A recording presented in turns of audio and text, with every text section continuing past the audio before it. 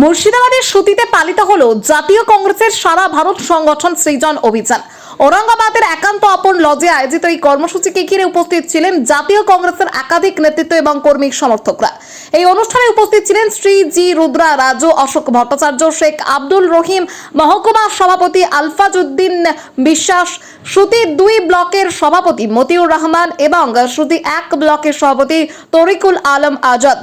এছাড়া উপস্থিত ছিলেন আইএনটিটিইউসির অর্গানাইজেশন সেক্রেটারি মোহাম্মদ আলী রেজা সহ কংগ্রেসের নেতা কর্মীরা। কর্মসূচিতে সংগঠনকে আরো শক্তিশালী করা, দলের সাংগঠনিক কার্যক্রমকে তৃণমূল স্তরে আরো বিস্তৃত করা এবং সাধারণ মানুষের কাছে দলের বার্তা পৌঁছে দেওয়ার মতো বিভিন্ন বিষয় নিয়ে আলোচনা হয়।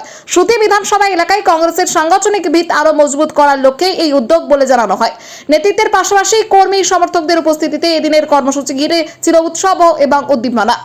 আগামী দিনে দলের সংগঠনকে আরো শক্তিশালী করে তোলার লক্ষ্যে ধারাবাহিকভাবে এই ধরনের কর্মসূচি চালিয়ে যাওয়ার বার্তাও দেওয়া হয়েছে। ঔরঙ্গাবাদ থেকে জাতীয় কংগ্রেসের এই সংগঠন সৃজন অভিযানকে ঘিরে রাজনৈতিক মহলেও তৈরি হয়েছে আগ্রহ। আরো আপডেট পেতে চোখ রাখুন A1 নিউজ বাংলাদেশ।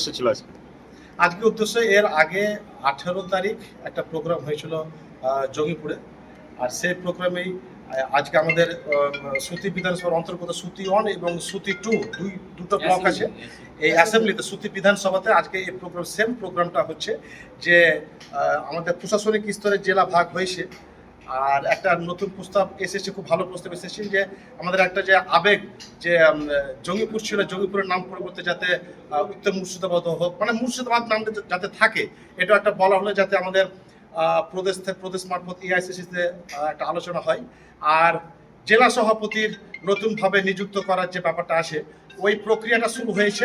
ওই প্রক্রিয়াটা প্রত্যেকটা ব্লক স্তরে আলোচনা ভিত্তিক হচ্ছে এবং আলোচনা ভিত্তিক হয়ে একটা প্রক্রিয়া কমপ্লিট হওয়ার পর তখন যা সিদ্ধান্ত নেওয়ার এআইসিসি নেবেন। আপনার নাম? আমি মুজাহিরুল ইসলাম, জেনারেল সেক্রেটারি। প্রোগ্রাম ছিল আজকে শুধু আমাদের এখানে নয়, গোটা অল ইন্ডিয়া বেসিসে রাহুল গান্ধীর লোকাল স্তরের মানুষের কাছে এআইসিসি নেতৃত্বকে মুছে দেওয়া এবং তাদের মধ্যে থেকে একজন যোগ্য নেতৃত্বকে তোলা, এটার পরিকল্পনার জন্যে সৃজন, সেটা তিনি আমাদের অন্যান্য ব্লকে নেই, আমাদের ব্লকে আজকে চলছে।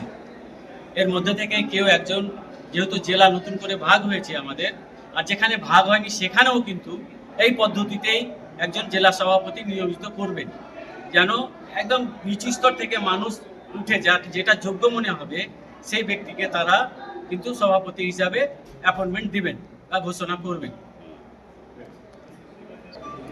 আর কি কি সামনে দিয়ে কি কর্মসূচি হতে পারে? কর্মসূচি বলতে কংগ্রেস পার্টির কর্মসূচি লোকাল স্তর থেকে মানুষকে উঠিয়ে যোগ্য নেতৃত্ব যেমন করবে, তেমনি মানুষের মধ্যে ভরসা বা জয়লাভ করা।